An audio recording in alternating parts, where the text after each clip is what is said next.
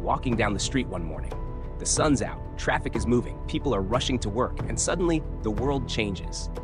Every woman you see has a number glowing faintly on her forehead. A young woman hurrying to class, 5.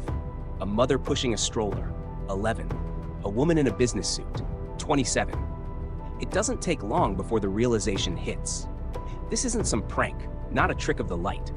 That number represents something deeply personal, her body count, the number of people she slept with. Now pause for a second and think. How would you react if this really happened? Would society collapse into chaos, or would it adapt?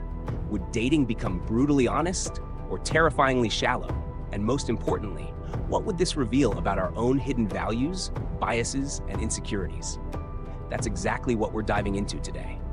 And trust me, if you stay with me until the end of this video, you'll walk away with a perspective on body count that you've probably never considered before. Let's begin with the divergence point, the moment history takes a sharp left turn. One morning, without warning, women wake up and see a glowing number etched across their forehead.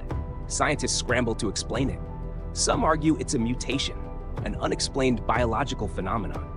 Others think it's divine judgment, a supernatural reckoning that humanity can't escape. A few conspiracy theorists claim it's advanced alien technology exposing human secrets for some twisted experiment. But regardless of the explanation, the effect is the same. There's no hiding, no pretending, no privacy. What was once whispered in late-night conversations, hidden behind trust and secrecy, is now public knowledge. And this sparks the first wave of reactions. Panic, curiosity, shame, pride. Imagine the conversations in homes, schools, workplaces. Imagine relationships built on lies suddenly cracking open because the truth is now written in neon across someone's face.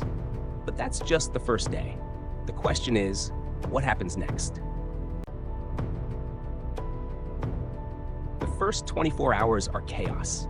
Dating apps crash as people rush to check numbers. Social media fills with debates, shaming, and memes. Couples break up on the spot when one partner realizes the other hasn't been truthful. Some women glow with pride, standing tall with their numbers. Yes, that's me, and I'm not ashamed. Others cover their foreheads with makeup, bangs, hats, anything to avoid the stares. Within weeks, society starts sorting itself. People begin to form groups, low numbers versus high numbers. Dating becomes brutally efficient. Forget small talk or mysterious charm. Now, the first impression is quantified. For some, this makes things easier. No guessing, no hidden skeletons. For others, it destroys the very essence of romance and intimacy. But this is only the beginning. Because once governments, institutions, and religion get involved, the stakes change completely. Governments cannot ignore a shift this big. Politicians quickly seize the opportunity. Laws are proposed around discrimination, around whether numbers can be used in hiring decisions, in custody battles, even in elections. Religious groups split. Some declare it divine justice, proof that morality can't be hidden. Others condemn it as an invasion of God-given privacy. Sermons, protests, and debates explode worldwide. Activists fight for dignity and protection. They argue that women shouldn't be reduced to a number, that this new reality amplifies sexism and judgment. Meanwhile, conservative factions see it as validation of their values, demanding laws and traditions that divide women into categories of pure and impure. The media amplifies it all. Talk shows debate whether numbers define character. News outlets run headlines like "high number, low morals" or "the new dating divide." But beneath the noise, a darker trend begins. Weaponization. Numbers become a political tool. Smear campaigns target women in power. Leaders lose credibility overnight. The system itself begins to fracture. And yet, while governments and institutions fight over meaning, something else starts growing in the shadows: an underground economy. Where there's judgment, there's profit. Tech companies rush to create number-hiding devices, holographic forehead patches, AI filters for video calls, or makeup that blocks the glow. Black markets sell pills claiming to lower your number. Dating apps rebrand, offering new features, search filters for preferred ranges, matchmaking based entirely on numbers. Fashion changes. Hats, bandanas, oversized sunglasses, and even futuristic visors become everyday accessories. Reality TV thrives on this phenomenon. with shows titled Love by the Numbers or 0 versus 50. And of course, influencers cash in. Tutorials on how to embrace your number or hide it. Motivational speeches, courses, and purity coaches emerge overnight. The economy booms, but society grows even more divided. And by the way, if you're enjoying this dive into a world that could have been, hit that like button and subscribe. We explore these wild what-if scenarios every week, and I promise the next one will blow your mind even more. But while businesses profit, something deeper begins to shift: the generational impact. Fast forward a decade. Children are born into a world where women's numbers are as normal as eye color. Schools classify kids not just by grades, but by their mother's numbers. Playground bullying takes a cruel new turn. Kids taunt each other with their mom's foreheads. Families fracture.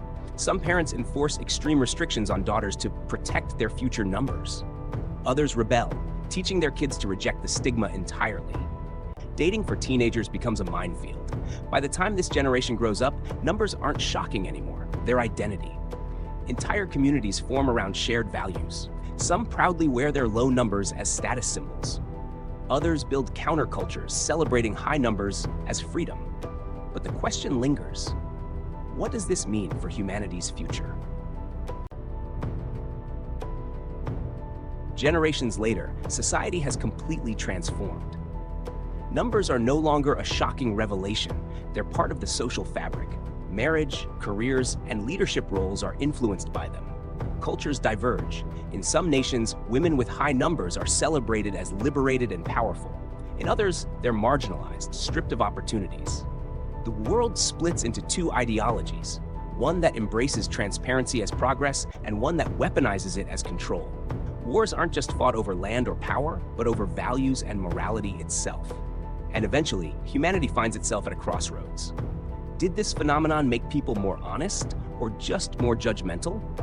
Did it create fairness, or did it destroy the freedom of privacy forever? The ultimate payoff is clear. In this timeline, personal identity has been reduced to a number. Humanity adapts, but it's never the same. So what does this all mean for us?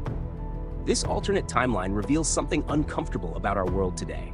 We may not have glowing numbers on our foreheads, but the obsession is already here. People whisper, gossip, and judge based on body count.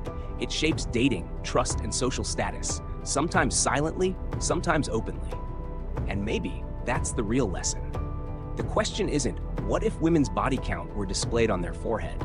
The question is, why are we so obsessed with it in the first place? Because numbers can't define character. They can't measure kindness, loyalty, or love. Yet, as this thought experiment shows, when numbers become visible, society reveals its true nature, its biases, fears, and insecurities. So maybe the forehead isn't the problem. Maybe it's the way we choose to see each other. If you found this scenario thought-provoking, hit like, subscribe, and turn on the bell so you don't miss our next deep dive into history, society, and the wild worlds of what if. Until next time, stay curious and stay questioning.